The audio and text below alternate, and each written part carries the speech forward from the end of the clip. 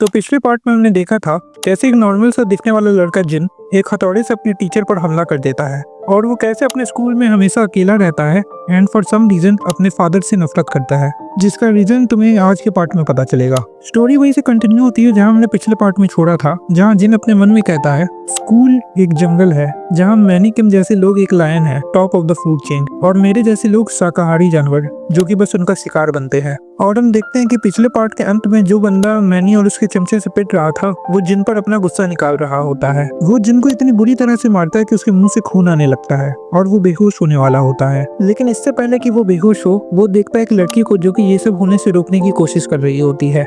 Scene फिर shift होता है एक हॉस्पिटल में जहाँ जिन को होश आता है और वो देखता है कि वहाँ उसके टीचर और वो लड़की हैं। जिनका टीचर उसे बताते हैं कि इसी लड़की ने सही टाइम पर वो एम्बुलेंस बुलाकर जिन की जान बचाई है और उसके टीचर उससे पूछते हैं कि आखिर हुआ क्या था, तुम आखिर इतनी बुरी हालत में बेहोश कैसे हो गए। लेकिन जिन इसका कोई जवाब नहीं देता। वो लड़की फिर खुद को इंट्रोड्यूस करती है, उसका नाम है किम यून और वो एक नई ट्रांसफर्ड स्टूडेंट है। जिनके टीचर को फिर एक कॉल आता है और वो उससे बताते हैं कि उसके फादर वहाँ बस पहुँचने ही वाले हैं और ये सुनकर जिन के होश उड़ जाते हैं। फिर जिन किम यून की तरफ देखकर बोलता है यहाँ से निकल जाओ। वो उसे चिल्लाकर बार बार उसे वहाँ से निकलने को कहता है और ये सुनकर किम यून को थोड़ा गुस्सा आता है, लेकिन फिर जिन दोबारा उसे चिल्लाकर वहाँ से जाने को कहता है। वो टीचर भी जिन से पूछता है कि आखिर क्या हुआ, लेकिन जिन उससे कहता है सॉरी सर, पढ़ के आप भी मुझे थोड़ी देर के लिए अकेला छोड़ सकते हैं। किम यून फिर गुस्से में वहाँ से चली जाती है और जिन अपने टीचर से कहता है कि आप मेरे डैड को यहाँ आने से मना कर सकते हैं, लेकिन उसके टीचर को कुछ समझ नहीं आ रहा होता कि वहाँ क्या हो रहा है। फिर जिन खिड़की के बाहर देखता है और वो देखता है कि उसके डैड हॉस्पिटल के बाहर आ चुके हैं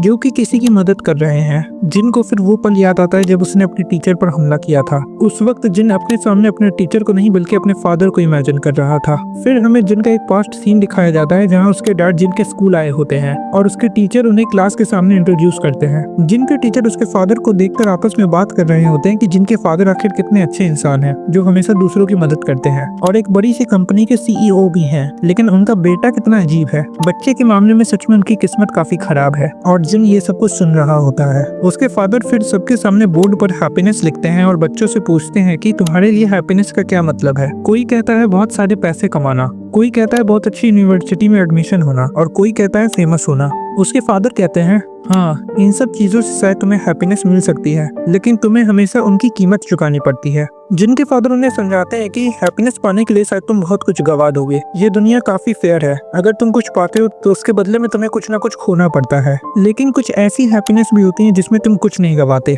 फिर एक बच्चा उनसे पूछता है कि वो क्या है। ये सुन के जिन बहुत परेशान हो जाता है और अपने मन में कहता है नहीं, प्लीज नहीं।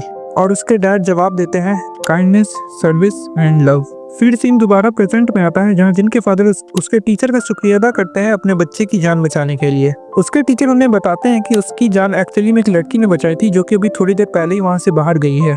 जिनके फादर कहते हैं अच्छा तो ऐसी बात है। वो टीचर फिर वहाँ से चले जाते हैं और जिनका फादर फिर जिन की तरफ देखता है जो कि सोने का नाटक कर रहा होता है। उसके डैड फिर उसके पास आते हैं और अपनी शर्ट में से एक पेपर निकालते हैं। जिन इस वक्त बहुत घबराया हुआ होता है और ये वही टीचर रिक्वायरमेंट वाला पेपर है जिसे जिन ने पिछले पार्ट में फाड़ा था।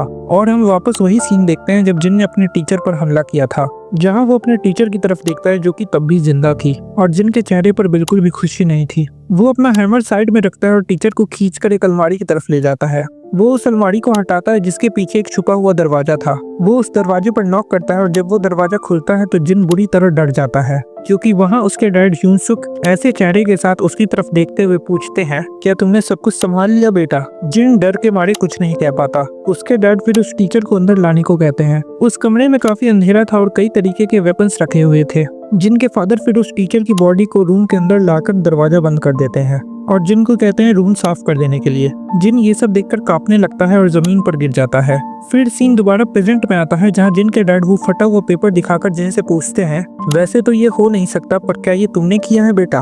और जिन डर के मारे कुछ बोल नहीं पा रहा होता। वैसे अगर तुम्हें याद हो जब जिन ने अपने टीचर पर हमला किया था तब उसके डैड तो अपना बैग लेकर बाहर गए हुए थे ट्रिप पे। उसके डैड अपने फ्लैट से निकलकर उसी फ्लोर पर एक दूसरे फ्लैट में चले गए जो कि उस फ्लैट से कनेक्टेड था। फिर हम देखते हैं जिन अपने मन में कहता है मेरे डैड एक मर्डरर है और इसी शानदार मोड़ पर ये पार्ट 2 खत्म होता है। इस पार्ट में हमें जिन और उसके फादर के रिलेशनशिप के बारे में काफी कुछ पता चला एंड ट्रस्ट में उसके फादर ह्योनसुक का कैरेक्टर इतना बढ़िया विलन है कि उसका हर एक मूव स्टोरी पर काफी बड़ा इम्पैक्ट डालता है और स्टोरी को हमेशा इंटरेस्टिंग बनाकर रखता है, जो कि मुझे थोड़ी थोड़ी डार्क नाइट वाले जोकर की याद दिलाता है। और जिन और इसके फर्दर का डायनामिक्स ही स्टोरी की जान है। वीडियो पसंद आए तो इसे लाइक कर दो और अपने दोस्तों के साथ शेयर करना मत भूलना।